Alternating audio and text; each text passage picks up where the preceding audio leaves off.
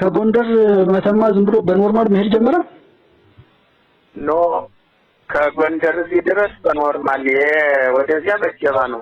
እስከ ጽልጋ በኖርማል ዝም ብሎ አይማ እንትኑ ብትንትን ወጣ እኮ በታተነ። የመከላከያ ጥሩ እርምጃ እየወሰደ ነው። አወሰደ እንግዲህ እንትን ያለብህ እያሳወቀ ነው። አሁን ደም ምናምን አስቸጋሪ ነገር ያለው አገር እየለቀቀ ይሄዳሉ። መታወቂያ በውስጥ ታዋቂም እያወጣ ምን እያለ አገር ለቀቀ። ሽፍታ ሆኖ ደም ያለበት አዎ የሚከሰት ምናምን መቶ ሺህ ብር እየሰጠ እዚህ የምትከሰስ ከሆነ አታሉ አምጥቶ አሳጠር ምናምን ማለት አትችልም። አውቀህ ግባው።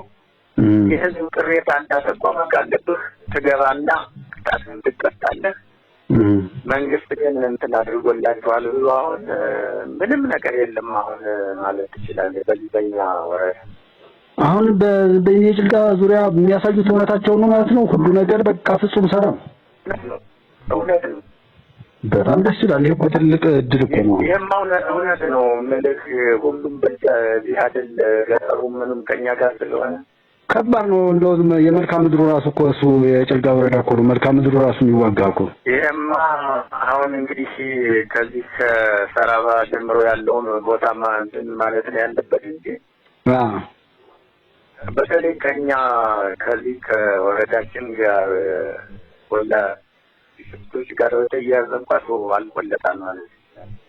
በጣም ደስ ይላል እንደዚህ ከሆነ። አይ በሁሉም እኮ የሚገባውን ስታየው እንደ ማዕከላዊ ጎንደር ዞን አሁን 1900 ምናምን ብሎ ሲል በዚህ ባለፉት ቀናት እና አንድ ወር ብቻ እንደዚህ ያ ጓደኛውን ያውቃል፣ ኔትወርኩን ያውቃል፣ ጻጻፉ አለ። ይሄ እንግዲህ ከስንቱ መከራ የወጣ የተረፈ ነው። ስለዚህ ራሱ እኮ ተዋጊ ወታደር ሆኖ ሲሰራ ምን ያህል ለውጥ እንደሚመጣ አስበው። አይ ብዙ ነው። በዚህ በፋኖ በምናምን በጣም በሱሪያ በምናምን ያለው አሁን እዚህ ወረዳ ላይ እየሰጠ ያለ ብዙ ነው ያለ። አሁን እውነት ነው ማለት ይችላል። አረ ይበቃዋል። ህዝቡ እንደው በጣም ጎበዝ ሆኗል። ህዝቡም እንደዚህ ከሆነ በጣም ጥሩ ነው። እንደገና ደም ያለበትና ያንን ደግሞ የመሸሻ አማራጩን እንደዚህ ካረገለት ተስፋ የቆረጡ ሰዎችን ቢሆኑ እስከምንሞት ድረስ እንገጥማለን ከሚሉበት ይወጣሉ ማለት ነው። አዎ አሁን ባለፈው ምህረት ብለን አስገብተው አሰሩን ምናምን ብለዋል ነበር።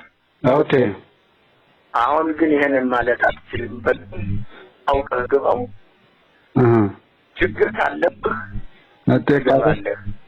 ትጠየቃለህ። ከሰስበት መንግስትም የሚከስህ አለ። ህዝብም የሚያቀርብበት ቆማ ካለ ቅጣት ታጋደኝ ያተከራከል እንጂ አታሎን ምናምን የሚል ነገር የለም። አውቃችሁ ግቡ። ካልሆነ ግን ቀጥልና የሚያዋጣ ሆነ የሚል ነው። አሁን ማቶች ጫና ፈጥሮባቸዋል መከላከያ ራሱ። አረ ይበቃል። አይ ይሄ በጣም እንትናቸው ነው የወጣው። ሁሉም እንደዚህ ከተበታተነማ በጣም ሰላም አለው። አይ አሁን ለውጥ አለው። ይሄ በተነገረ ቁጥር እኮ ስንት ሰው መሰለ ሰላም የሚያገኘው። መልካሙ ሰው ደስተኛ ይሆናል፣ መጥፎ ሰው ተስፋ እየቆረጠ ወደ ነገር ይመጣል። ጥፋቱ ደግሞ ሄደ በተባለው ቁጥር መልካሙ ሰው ቢሆን ተስፋ እየቆረጠ ወደ እዛው አብሮ ይቀላቀላል ማለት ነው። እና ይሄ ቀላል ነገር አይደለም፣ ትልቅ ደስታ ነው ማለት ነው። አሁን ጥሩ ነው ያለው። አሁን ጎንደር እኮ መከራ እኮ የነበረ ጎንደር መስመር ላይ 600 እና 500 ብር እየከፈልክ ደርሶ ነው የ40 ደቂቃ መንገድ ከእናንተ እዛ ለመድረስ። አሁን 130 ምናምን ነው ታሪፉ። ያው እስከ 150 ምናምን እንደዚህ 200 ወንዳ እየተመላለሰ ነው። ያው እየተጣጡ ናቸው ሹፌሩ። ለምን እንደዚህ ሸጣን? ጥሩ ነው ያለ። በጣም ጥሩ ነው። በጣም ይሄን ደግሞ ህዝቡ በደንብ አድርጎ ማገዝ፣ ህዝቡ ባለቤት መሆን አለበት። የሆነ ነገር የሚጸናው ህዝቡ አብሮ ሲያቅፈውና ሲቀበለው ሲጠብቀው ሲያስጠብቀው ነው። እንግዲህ አሁን ህዝቡ መሮናል እያለ ነው። ሌላ ቦታ ላይ ለመሄድ አልቻልንም ብሎ የጀመረ ሰው ቢያንስ ከቤቱ ወጥቶ መግባት ቤተክርስቲያንም ሆነ ገበያ ወጥቶ መግባት እስከሚያቅተው ድረስ ይሄ መከራ አሳየው። እንግዲህ ከ2008 ጀምሮ ነው እኔ ከመተማ እስከ ጎንደር ያለው ከ2008 ጀምሮ ነው መከራ እየበላ ያለው እና ህዝቡ ከተባለው ጊዜ አይደል የሾለክ 2000 ስንት ነው አንተ የወጣ